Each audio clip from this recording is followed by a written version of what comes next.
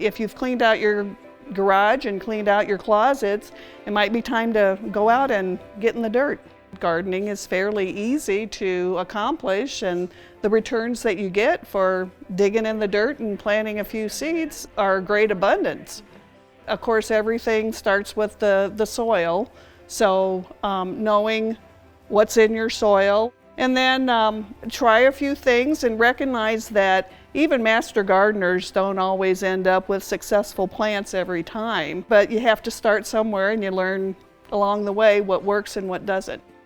So if you're intimidated by any particular type of plant, plant a zucchini, and it'll have as much zucchini as you and your neighborhood will want to eat.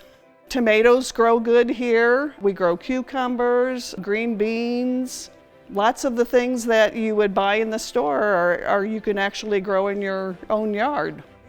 Even with a small yard, you can grow quite a bit of food. And I call it like a sandbox for adults. There, it's like it gives you a reason to be outside, a reason to get dirty, a reason to nurture something and see it grow. There's a lot of ways where it's very satisfying.